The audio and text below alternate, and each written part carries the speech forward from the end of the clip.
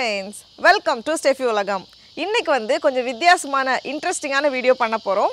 Hello friends, welcome to Steffi Ulagam. இன்னைக்கு வந்து கொஞ்சம் வித்தியாசமான இன்ட்ரஸ்டிங்கான வீடியோ பண்ண போறோம். இந்த ரெண்டு வீடியோல உங்களுக்கு வந்து எது பிடிச்சிருக்கு? லெஃப்ட் சைடுல இருக்குறது வந்து நம்ம நார்மலா கேமரால எடுப்போம்ல அந்த வீடியோ. ரைட் சைடுல இருக்குறது வந்து நம்ம வந்து கண்ணாடியில பாப்போம்ல அந்த வீடியோ. இது ரெண்டுல உங்களுக்கு எது பிடிச்சிருக்கு? நம்ம வந்து எப்பவுமே கண்ணாடியில பார்த்து பழகுனதனால கண்ணாடியில தெரியிற உருவம் தான் நம்ம அப்படி நினைச்சிட்டு ஃபுல்லாவே வந்து அது மட்டும் தான் நினைச்சிருப்போம். ஆனா மக்கள் வேற யாராச்சும் நம்மள பார்க்குற விதம் வந்து கொஞ்சம் வித்தியாசமா இருக்கும். நம்ம கண்ணாடியில தெரியிறதை விட கொஞ்சம் வித்தியாசமா தான் அவங்க நம்மள பார்ப்பாங்க. அதனால தான் எப்பவுமே நமக்கு வந்து செல்ஃபில நம்மள எடுக்கிற போட்டோ வந்து நமக்கு பிடிக்கும். மத்தவங்க யாராச்சும் போட்டோ எடுத்தா நமக்கு வந்து அவ்வளோ பிடிக்காது. இந்த செல்ஃபி அளவுக்கு வந்து நமக்கு பிடிக்காது. ஏன்னா ஃபோன் கம்பெனிக்காரங்க செல்ஃபி மோட்ல எடுக்கக்கூடிய இமேஜை வந்து ஃப்ளிப் பண்ணி காமிப்பாங்க. லெஃப்ட் டு ரைட் வந்து ஃப்ளிப் பண்ணி காமிப்பாங்க. நம்ம வந்து கண்ணாடியில் பார்க்குற மாதிரி இருக்கும். இப்போ நம்ம ஃபோனை செக் பண்ணி பார்ப்போம். இது வந்து ஃபோனோட பேக் கேமராவில் எடுக்கிறோம். இது வந்து நம்மளால் ஈஸியாக வாசிக்க முடியும். அடுத்தது வந்து நான் செல்ஃபி மோடில் எப்படி காமிக்கிறேன். இது வந்து நான் செல்ஃபி மோடில் எடுக்கிறேன். இதை வந்து இப்போ நம்ம வாசிக்கிறதுக்கு வந்து கஷ்டமாக இருக்கும். ஏன்னா வந்து ஃப்ளிப் பண்ணி காமிப்பாங்க. மிரர் மாதிரி தெரியணுங்கிறதுக்காக ஃப்ளிப் பண்ணி காமிப்பாங்க. கிட்டத்தட்ட எல்லா ஃபோன் கம்பெனிஸுமே வந்து இந்த மாதிரி தான் ஃப்ளிப் பண்ணி காமிப்பாங்க. நீங்களும் உங்களோட ஃபோனோட ஃப்ரண்ட் கேமராவும் பேக் கேமராவும் செக் பண்ணி பாருங்கள். இந்த மாதிரி செல்ஃபி மோடில் எடுக்கும்போது அது வந்து ஃப்ளிப் பண்ணி காமிச்சிருப்பாங்க. ஃபோன் கம்பெனிக்காரங்க எவ்வளோ ஸ்மார்ட்னா நம்ம வந்து வீடியோ கால் பண்ணும்போது நான் இந்த ஃபோன்லேருந்து கால் பண்ணுறேன். கால் பண்ணுறவங்களுக்கு வந்து ஃப்ளிப் பண்ணி காமிக்கிறாங்க. ரிசீவ் பண்ணுறவங்களுக்கு வந்து கரெக்டாக காமிக்கிறாங்க. அதுக்குள்ளவே வந்து அவ்வளோ தூரம் பண்ணியிருக்காங்க. இப்போ தெரியுது அவங்க ஏன் ஃபோன் கம்பெனி வச்சுருக்காங்க, நம்ம ஏன் ஃபோன் வச்சுருக்கோம். நம்ம வந்து கண்ணாடியே மட்டும் பார்த்து பழகினால மற்றவங்க நம்மளை எப்படி பார்க்குறாங்க அப்படின்னு சொல்லி தெரிஞ்சுக்கிறதுக்காக ஒரு சின்ன மிரர் மாதிரி நம்ம வந்து இன்றைக்கி பண்ண போகிறோம். இதோட பேர் வந்து ட்ரூ மிரர் அப்படின்னு சொல்லுவாங்க. அப்படி இல்லைன்னா நான் ரிவர்சிங் மிரர் அப்படின்னு சொல்லுவாங்க. இதில் வந்து நம்ம பார்க்கக்கூடிய நம்மளோட ஃபேஸ் தான் வந்து மற்றவங்க நம்மளை எப்படி பார்க்குறாங்க அப்படிங்கிற ஒரிஜினல் உருவம் அதுதான். அதை வந்து நம்ம இன்றைக்கி எக்ஸ்பெரிமெண்ட் பண்ண போகிறோம். ஃபஸ்ட்டு இதுக்கு தேவையான பொருள் பார்த்தோம் அப்படின்னா கண்ணாடி. ஃபஸ்ட்டு போய் கண்ணாடி வாங்கிட்டு வந்துடலாம். கண்ணாடி வாங்குறதுக்காக வால்மார்ட் வந்திருக்கேன். இங்கே வந்து H15 வந்து நிறைய மிரர் வச்சுருக்காங்க அப்படின்னு போட்டிருக்காங்க. நம்ம வந்து H15க்கு போயிட்டு பார்ப்போம். H15 இங்கே வந்து நிறைய ரேஞ்சில் வச்சுருக்காங்க. சிலதெல்லாம் வந்து நம்ம டோரில் மாட்டுறது மாதிரினா அது வந்து கொஞ்சம் எக்ஸ்ட்ரா. நமக்கு வந்து பேசிக் மாடல் போதும்.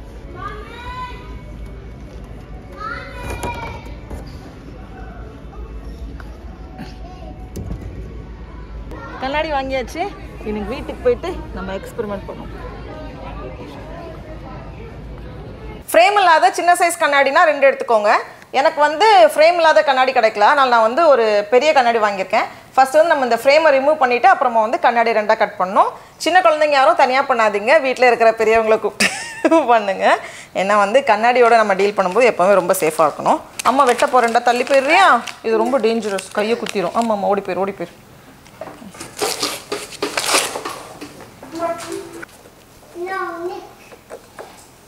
பயங்கர ஸ்ட்ராங்காக இருக்குது, கொஞ்சம் கூட நகர மாட்டேங்குது. ரொம்ப நேரமாக ஃப்ரேமை கழட்ட ட்ரை பண்ணிகிட்டு இருந்தோம். ஆனால் வந்து அது வேலைக்கே ஆகலை. அதனால சரி கட் பண்ணிடலாம் அப்படின்னு சொல்லிட்டு எடுத்து வச்சுருக்கோம். தெருவே ரொம்ப அமைதியாக இருக்குது. கொஞ்சம் சத்தம் போட்டு எல்லோரும் எழுப்பி விட்டுறலாம். அந்த மெத்தட் ஒர்க் ஆகலை. நாங்கள் வந்து அந்த ஃப்ரேமை மட்டும் கட் பண்ணிடலாம் அப்படின்னு நினச்சோம். ஆனால் வந்து ரொம்ப கஷ்டமாக இருக்குது. அடுத்தது வந்து இந்த ஹீட் கன் எடுத்து வச்சுருக்கேன். இது வந்து நம்மளோட நல்ல சூடான காற்று வரும். இதை வச்சுட்டு அந்த சைடில் கம் தானே போட்டிருக்காங்க, அதை வந்து ஈஸியாக எடுத்துடலாம் அப்படின்னு நினச்சிட்டு எடுத்துருக்கோம். இதிலேருந்து ரொம்ப சூடான காற்று வர்றதுனால கம் வந்து ஈஸியாக உருகுது. அதனால நமக்கு வந்து அந்த ஃப்ரேமை வந்து ஈஸியாக எடுக்க வருது. ஃபஸ்ட்டே நம்ம இதை ட்ரை பண்ணியிருந்துருக்கணும். ஒரு வழியாக 4 சைடும் எடுத்தாச்சு. கண்ணாடியோட விட்டு வந்து 12 இன்ச் இருக்குது. நான் வந்து ஒரு சின்ன ஒரு வுட் பீஸ் எடுத்து வச்சுருக்கேன். இதை வந்து 12 இன்ச்சோட கொஞ்சம் அதிகமாக வச்சு கட் பண்ண போகிறேன். ஏன்னா ஃபஸ்ட்டே வந்து நம்ம சின்னதாக கட் பண்ணிட்டோம்னா அப்புறம் வந்து நமக்கு கஷ்டமாக இருக்கும். நான் வந்து ஒரு 14 வச்சு 4 பீஸ் கட் பண்ண போகிறேன். இதை வந்து இனி 4 பீஸாக கட் பண்ண போகிறேன்.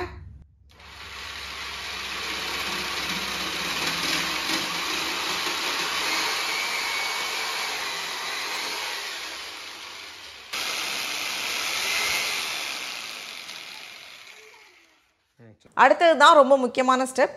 இந்த 2 பீஸ் இருக்குல்ல, இதை வந்து கரெக்டாக நம்ம வந்து 90 டிகிரியில் ஃபிக்ஸ் பண்ணணும். கரெக்டாக வந்து 90 டிகிரியில் இருந்துச்சு அப்படின்னா தான் நம்மளோட மிரர் கான்செப்ட் வந்து ஒர்க் ஆகும். அதனால் நான் வந்து கரெக்டாக 90 டிகிரியில் வச்சுட்டு ஃபஸ்ட்டு வந்து கம் போட்டுட்டு அதுக்கப்புறமா வந்து நம்ம ஸ்க்ரூ போட்டு டைட் பண்ணலாம்.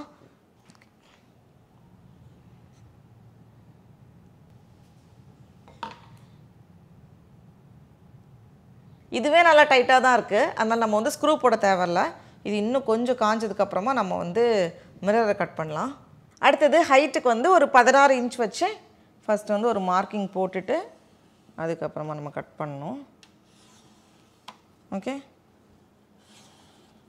இதில் நடுவில் வந்து ஒரு சின்னதாக ஒரு வீல் மாதிரி இருக்குது, அதை வச்சு நம்ம ரோல் பண்ணிட்டோம் அப்படின்னா ஈஸியாக கட் பண்ணிடலாம். கிளாஸை வந்து டைமண்ட் டிப் அப்படி இல்லைன்னா கார்பைட் டிப் வந்து கட் பண்ணும், ரெண்டில் ஏதாவது ஒன்று வச்சுருப்பாங்கன்னு நினைக்கிறேன்.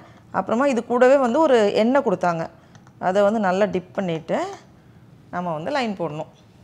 1 2 3 கொஞ்சம் ப்ரெஷர் கொடுத்துட்டு ஒரே லைன் போட்டால் போதும், அப்படியே ரோல் பண்ணிடணும்.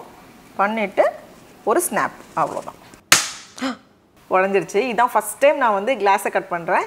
இது பண்ணும்போது கொஞ்சம் கவனமாக இருக்கணும். நம்ம கிட்டத்தட்ட ரெடி ஆகிடுச்சு. ஆனால் வந்து கண்டிப்பாக ஃப்ரேம் இல்லாத கண்ணாடியாக வாங்கிக்கோங்க.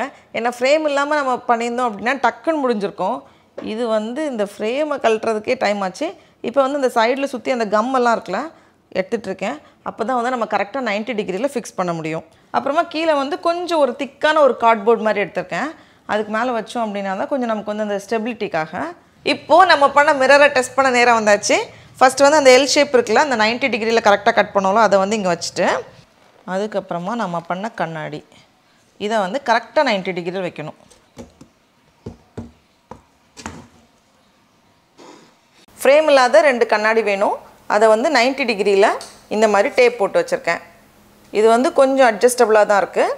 அதுக்கப்புறமா கீழே இந்த மாதிரி கட் பண்ணதை வந்து 90 டிகிரிக்காகவும் வச்சுக்கலாம், அதுக்கப்புறமா கொஞ்சம் ஸ்டேபிளாக இருக்கிறதுக்காகவும் நம்ம வச்சுக்கலாம். நம்ம கண்ணாடி ஒர்க் ஆகுதான்னு செக் பண்ணி பார்ப்போம். அதுக்கு நான் வந்து ஒரு கார்டு எடுத்து வச்சுருக்கேன். ஃபஸ்ட்டு வந்து இந்த சைட் கண்ணாடியில் பார்ப்போம். இது வந்து நம்ம எப்போவுமே பார்ப்போம்ல ரெகுலர் கண்ணாடி சைடில் வச்சுருந்தது. இதில் வந்து நம்ம ஒரு எழுத்தை வந்து நம்மளால் வாசிக்க முடியாது ஈஸியாக, ஏன்னா இது வந்து அப்படியே வந்து ரிவர்ஸில் தெரியும். லெஃப்ட் ரைட் வந்து கொஞ்சம் மாறி இருக்கும். இந்த எலிஃபண்ட் ஐஸ்கிரீம்லாம் வாசிக்கிறது கஷ்டமாக இருக்குது. அதே மாதிரி இந்த சைடில் நம்ம பார்த்தோம் அப்படின்னாலும் வாசிக்கிறதுக்கு கொஞ்சம் கஷ்டமாக இருக்குது. இது வந்து நம்ம 2 கண்ணாடியும் சேர்ற நடு இடத்துல பார்த்தோம் அப்படின்னா நம்மளால் ஈஸியாக வாசிக்க முடியும். நடுவில் வந்து கொஞ்சம் அந்த கம்மெல்லாம் இருக்கிறதுனால கொஞ்சம் கஷ்டமாக இருக்குது. ஆனால் பார்த்தோம் அப்படின்னா அந்த எலிஃபண்ட் மற்றவங்க நம்மளை எப்படி பார்ப்பாங்களோ அதே மாதிரி இருக்கும். எலிஃபண்ட் இது வந்து ஈஸியாக வாசிக்க முடியும். இப்போ இது வந்து ரெகுலர் கண்ணாடி. நான் வந்து கை தூக்கும்போது நான் பண்ணுற மாதிரி தான் இருக்குது. இது வந்து நடுவில் பார்த்தோம் அப்படின்னா வேறு யாரோ எனக்கு ஹாய் சொல்கிற மாதிரி இருக்குது. இது வந்து மற்றவங்க என்னை எப்படி பார்ப்பாங்களோ அது மாதிரி இருக்குது. இந்த நடுவில் வந்து நம்ம 2 மிரர் வந்து 90 டிகிரியில் வச்சதுனால 2 ரிஃப்ளெக்ஷன் நடக்கும். அதனால தான் வந்து கரெக்டாக அந்த மாதிரி இருக்குது. நடுவில் பார்க்குறது நல்லாயிருக்கா இல்லை இந்த சைடில் பார்க்குறது நல்லாயிருக்கா? இது வந்து சைடு மிரரில் பார்க்குறது, இது வந்து சென்டரில் பார்க்குறது. உங்களுக்கு ஏதாச்சும் வித்தியாசம் தெரியுதான்னு சொல்லுங்கள். எனக்கு வந்து ரொம்ப தெரியுது. இதுக்கும் வந்து எனக்கு ரொம்ப வித்தியாசம் தெரியுது. அதே மாதிரி தான் நம்ம வந்து ஃபோட்டோக்கு போஸ் கொடுக்கும்போது ஒரு சைடாக லைட்டாக திரும்பி இருப்போம். ஏன்னா வந்து நம்ம கண்ணாடியில் வந்து அந்த ஆங்கிள் தான் நம்ம பார்த்து பழகிருப்போம். அதனால் நமக்கு வந்து அது பிடிச்ச மாதிரி இருக்கும். ஆனால் ஃபோட்டோ எடுக்கும்போது பார்த்தா கொஞ்சம் வித்தியாசமாக இருக்கும். ஏன்னா அதுவும் வந்து இந்த மாதிரி ஃப்ளிப் பண்ணுறதுனால நமக்கு வந்து அது கொஞ்சம் வித்தியாசமாக தெரியும். அதுக்கப்புறமா இதை வந்து சுற்றி ஒரு பாக்ஸ் மாதிரி போட்டோம், ஒரு கார்ட்போர்ட் பாக்ஸ்குள்ளே வச்சோம் அப்படின்னா இன்னும் கொஞ்சம் ட்ராமேட்டிக்காக இன்னும் கொஞ்சம் பார்க்குறதுக்கு இன்னும் நல்லாயிருக்கும். அப்புறமா கீழே வந்து ஒரு சாலிட் பிளாக் இல்லை வேறு ஏதாவது ஒரு சாலிட் கலர் வைங்க. இல்லைனா வந்து அந்த ரிஃப்ளெக்ஷன்லாம் தெரிஞ்சு கொஞ்சம் ஒரு மாதிரி இருக்கும். ஏன்னா வந்து மாற்றி மாற்றி ரிஃப்ளெக்ட் பண்ணுறதுனால கொஞ்சம் இது மாதிரி இருக்கும். யூஸ் அப்படின்னு பார்த்தோம் அப்படின்னா மேக்கப் போடுறவங்க வந்து இந்த ட்ரூ மிரர் வச்சு போடுவாங்க அப்படின்னு கேள்விப்பட்டிருக்கேன். ஏன்னா வந்து மற்றவங்க நம்மளை பார்க்கும்போது எப்படி இருக்கணுமோ அதே மாதிரி இந்த மிரர் காமிக்கும்ல, ஸோ அதுக்கேற்ற மாதிரி அவங்க வந்து மேக்கப் அட்ஜஸ்ட் பண்ணி போட்டுப்பாங்க. ஸோ எந்த சைடு அந்த மாதிரியெல்லாம் பார்த்து அவங்க வந்து அதுக்கேற்ற மாதிரி போட்டுப்பாங்க. எப்பயாச்சும் டைம் கிடச்சிதா நீங்களும் இதை வந்து செஞ்சு பாருங்கள். ஒரு வித்தியாசமான எக்ஸ்பெரிமெண்ட்டாக இருக்கும். ஆனால் கண்டிப்பாக வந்து ஃப்ரேம் இல்லாத கண்ணாடியை வாங்கிக்கோங்க. அப்படின்னா வந்து டக்குன்னு வேலை முடிஞ்சிடும். ஹாப்பியும் கொக்கோவும் கொஞ்சம் நல்லா ஃப்ரெஷ் ஏர் வாங்குறதுக்காக வெளியே விட்ருக்கோம். அதுங்களுக்கு இன்றைக்கி வந்து அவுட்டிங். கொஞ்ச நாளாக வந்து நல்ல வெயிலுங்கிறதுனால ரொம்ப உடலை. இப்போ வந்து 2 பேரும் வந்து நல்லா விளையாடிட்டு இருக்காங்க. அது கொக்கோ தான் வந்து ரொம்ப எக்ஸைட்டடாக இருக்குது. ஃபுல்லாக வந்ததுலேருந்து அங்கேயும் இங்கேயும் ஓடிட்டுருக்கு. கொக்கோ வந்து எப்போவுமே பயங்கர ஆக்டிவாக இருக்கும், எப்போ பார்த்தாலும் ஓடிட்டே இருக்கும். ஆனால் நம்ம ஹாப்பிக்கு வந்து ஒரே பொசிஷன் தான் இருக்குது. இப்போது அப்படி தான் இருக்குது. எங்கே வந்தாலும் சரி அதே பொசிஷனை விடாது. நம்ம ஹாப்பி எங்கேயாவது போய் படுத்துருக்கோம். எப்போவுமே வந்து ரொம்ப ஹாப்பியாக இருந்துச்சுன்னா தான் இந்த மாதிரி பயங்கர ஃபாஸ்ட்டாக ஓடும். அது மாதிரி துள்ளி துள்ளி ஓடும். அது ரொம்ப அழகாக இருக்கும். ஆனால் அது வந்து நம்ம வீடியோ எடுக்கிறதுக்கு முன்னாடி ஃபாஸ்ட்டாக போயிடும். அது இன்னும் அசையவே இல்லை.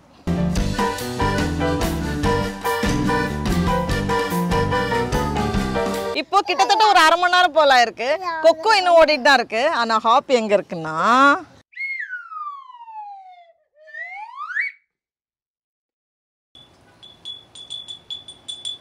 கொக்கோ போய் ஹாப்பி எழுப்பி விட்டுடுச்சு. இனி எல்லாரும் வீட்டுக்கு கூட்டு போயிடுவோம்.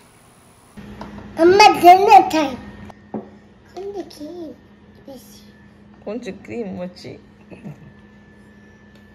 மாஸ்டர் செஃப் இதுல என்னெல்லாம் இருக்கு? ஸ்ட்ராபெரி கிரீமுமா?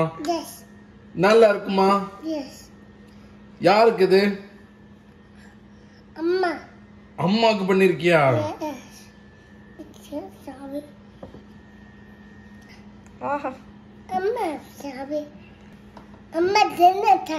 அம்மா டின்னர் டைம்.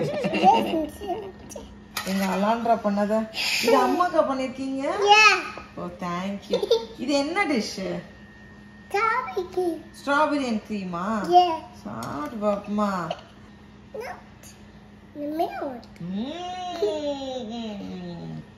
சூப்பரா இருக்கு. இதுல என்னெல்லாம் போட்டீங்க? சரி, இந்த க்ரீம் எப்படி பண்ணீங்க? சில நிமிடங்களுக்கு முன்பு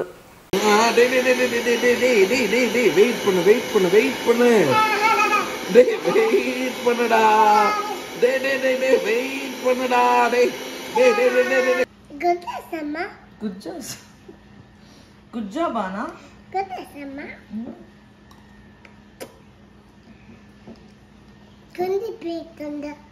கொஞ்சம் பிளேட் தரணுமா? ஓ, அடுத்த பிளேட்டிங் யாருக்குன்னு பாப்போம். அடுத்து யாருக்குடா? அப்பா. அப்பாக்கா.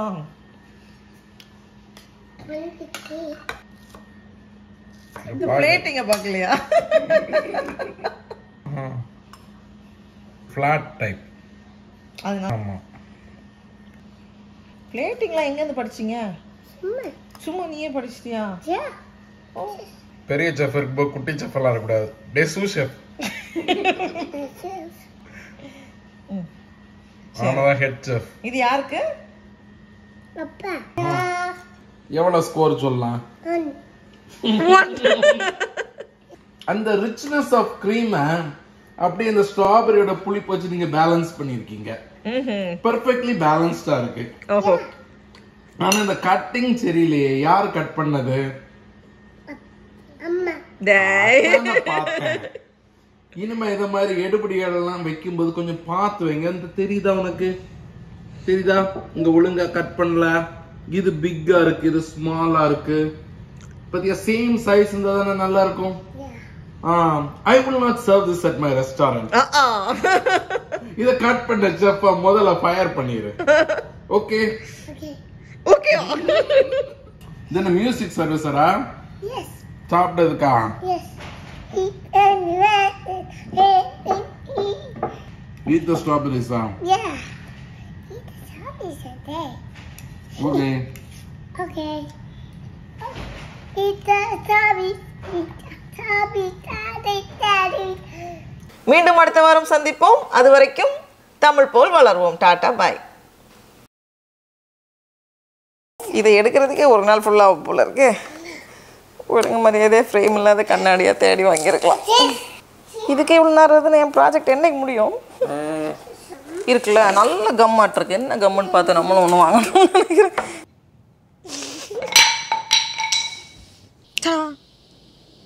அங்கேருந்து இங்கே வரும்ல, ஜம்ப் பண்ணியிருக்கேன் அங்கேருந்து. நான் இந்த மாதிரி கண்ணாடியில் பார்த்தாலும் இந்த மாதிரி தான் எடிட் பண்ணுவேன். அதனால் நான் ரெண்டையும் பார்க்குற மாதிரி இருக்கும். ரொம்ப குழப்பறணும். சும்மா இருந்துடும்.